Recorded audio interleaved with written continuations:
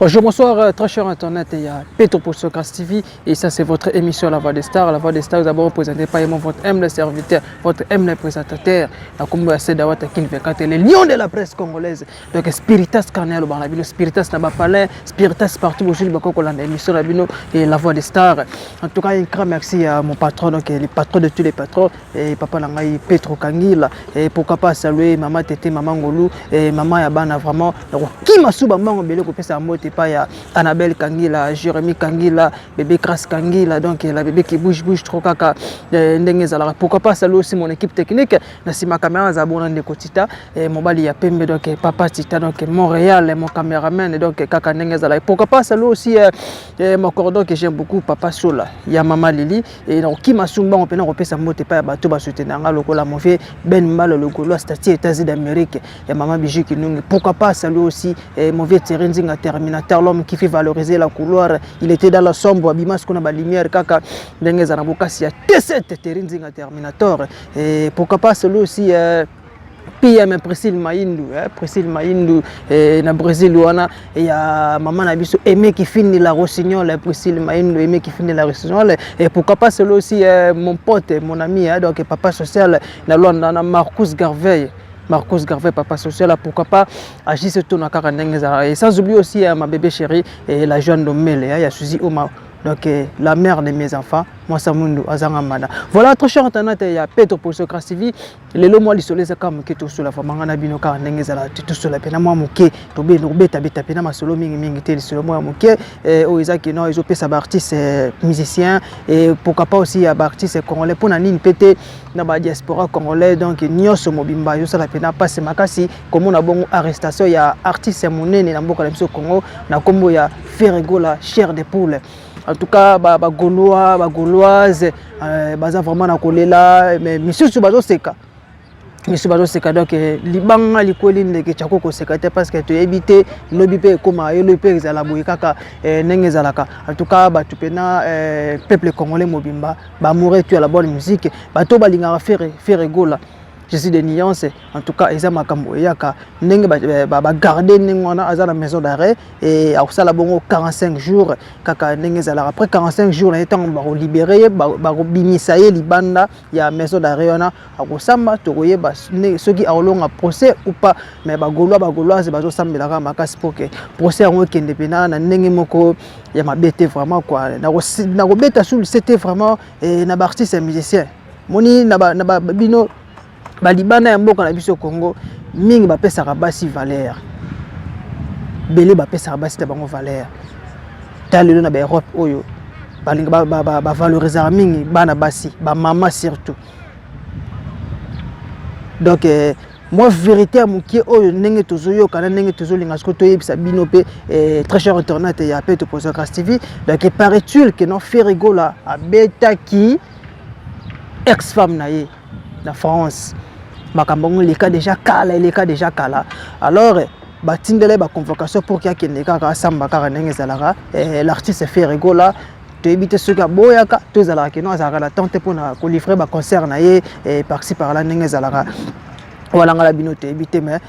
ba golo ba lobi que non ils a faute ya ba avocat ya Ferregola. Tant batindele ke ba convocation na fallait akende à se présenter kaka devant ba juge ndenge zalara mambo il ngako mela boyete ngako maboyete tala esali pena passe sonité arrêter bongo concert ya munene na Guinée kuna na Guinée équatoriale kuna azaki bongo invité yena nande kuna collègue na pe héritier watana bina orchestre la team wa mobimba bazaki bongo na Guinée kuna créé na Guinée équatoriale kuna pardon et faire gola pe fala ke nabe taper mindule kuna mais na France wala boy ko libérer artiste na biso Ferregola abima la territoire ya France te voilà c'est pour cela atikalaki nande lelo susu azabongo arrêter kuna na mboka ya France donc en tout cas ba diaspora ba koti makambango un grand merci aussi en tout cas coup de chapeau na kulutu Koffi Olomide Agbadada Blue King na message atindeli leki na epe topé mwana na ye Ferregola. Tout le monde a eu un message à Fabricas Maestro, et tout le monde a eu un message à Déplique Pomba Nuance, et en tout cas, l'artiste est pena ibile, et comme ça, la pena qui tourne ma casse, mais tous les gens qui ont dit qu'on a biso ya moka. tozo yango te tokotisa yango polémique te kino ne bakangi bongo azui boye non tokotisa biloko totikala kozala fanatique ya Héritier fanatique ya Fally fanatique ya Fabro Maestro siko oyo eza likambo ya biso ba congolais en tout cas un grand merci aussi à mon vieux Bokechi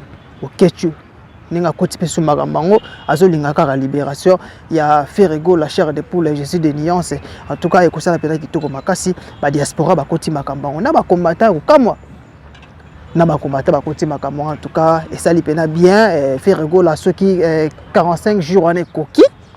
après tokoye basiko nini ko arriver na sima to zonga isusu to beto ko pesa bino ba vérité kaka ba réalité plutôt awa na peto poso castif parce que atoko sate awa to lo barabosolo kaka ndenge ezalaka donc courage à toi l'artiste Ferrego là koto landa biso vraiment ça la vérité kitoko makasi et courage aussi na ba gaulois courage aussi na ba Bagolois, je ne sais pas consommer toujours votre album Dynastie, usage la plateforme tout sur digital. Soit tu continues la page officielle, il y a Ferrego là, au Betty Bongo, album Dynastie, et ça va na rejoindre pena, au Koyo quand vraiment, ils ont vraiment album qui tourne, ils ont bandé ma qui tourne ma casse, kaka n'engage la fierté à Bisomoko, bana yamboka pourquoi pas d'abord mourir à la bonne musique, il y a Jésus de nuance. Voilà affaire Karine Mokonzi. Karine Mokonzi la baronne. En tout cas, Magamoyo, tu batté Marcus Garvey, Mambo, ceux qui te remettent la rangonengeni, ceux qui n'ont pas de bazoni makaka te qui n'ont Karine Mokonzi, Azanazem.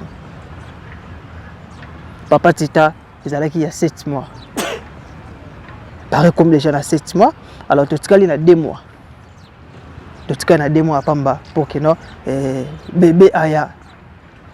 Karine Mokonzi va mettre à fin de ma campagne parce que belé bazon ni mango karaté et belé bazon ni mango te bazo bakinote ate ceux qui babita sana e kaka nengeza la sope bazo luka ba base na bango tozonga to kota kota ba recherche soit tozozela eza mokana nzambe ceux qui za yango to mona ka biba oya ceux qui za yango te to ya pe ka lisusu parce que TV za radio te to za bongo na betanda weekend bosa betanda weekend na bino to pesa bino ma information vrai kaka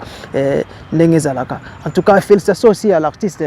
Gezma Outa ningisa pena François na Gezma Outa zaki bona makima marocainaise donc na François na abetaki na salle wana pena sala pena kitoko makasi to mona ki bakulutu na ye batebele ba rappeur français bazala kiwana ba congolais puis bazala kiwana en tout cas ça pena kitoko makasi kaka nengeza donc bina filazo continue toujours ba tourner na ekuna na boma akota kisoyo donc bazana Angola bazabi na filé Fally Ipupa Patrick Beckham en tout cas ça pena kitoko makasi en tout cas pour faire moyen drapeau ya mboka na biso Congo to senga pena na artiste comédien artiste musicien mutu to sala art donc biso tout to za bongo na Simali comme oya Jésus de nuance Ferrego en tout cas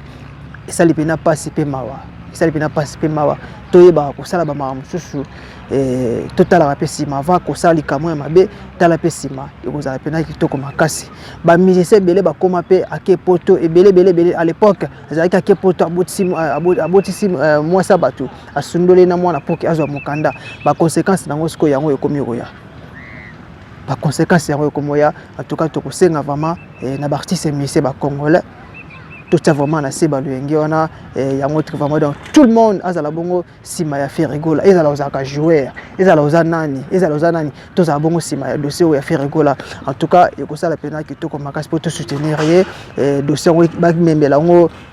na banenge mo ba procédure mo ka likolo te parce que ekosunga vraiment te kosala pena ba makasi donc na okima suma ko pesa pena ba mbote belé pa ya PM Priscille Mayindo donc ya Aimé qui findi la Rossignol PM Priscille Mayindo ya Aimé qui findi la Rossignol na Brésil wala kaka ndenge za la pourquoi pas saluer Marcus Garvey na Luanda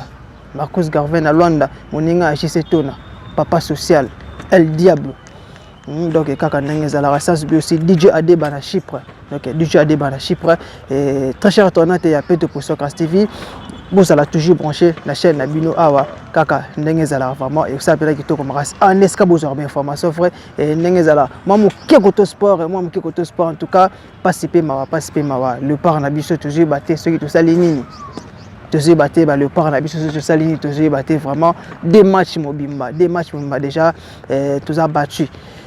D'autant pour la Bongona Maroc à domicile, puis toqué Liban, toqué Beta Bongona na Soudan du Nord, toqué tonongani kuna to police sur DR to je ba ce qui to sala nini vraiment ça le pina passe maga personne mais na bi ke logo la roi belge baza awa couple na bango baza awa tamsu makamusa mike ba ko bongusa yango e ko sala pena kitoko makasi. Voilà très cher internet ya Pedro Postocratie de les aka moi lisola muki na yaki na ngwara to ko vanda susu to ko zongela bino susu poto pesa bino ko ba détail comment makambo ya faire et tamboli ce qui comme nini comment makambo ya Karim Mokonzi et comme nini kaka ndenge zala recherche toujours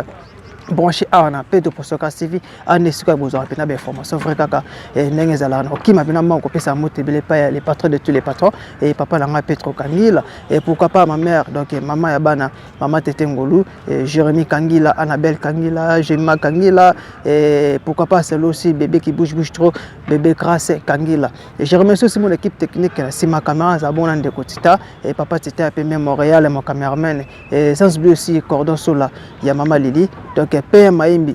Priscille Mayindou, il y a Aimé qui finit de la Rossignol, il m'a fait ben mal le Gaulois aux États-Unis d'Amérique. En tout cas, un grand merci de soutien à Bino, en tout cas, et ça a été tout comme Makassi. On se retrouve à la prochaine. Bye.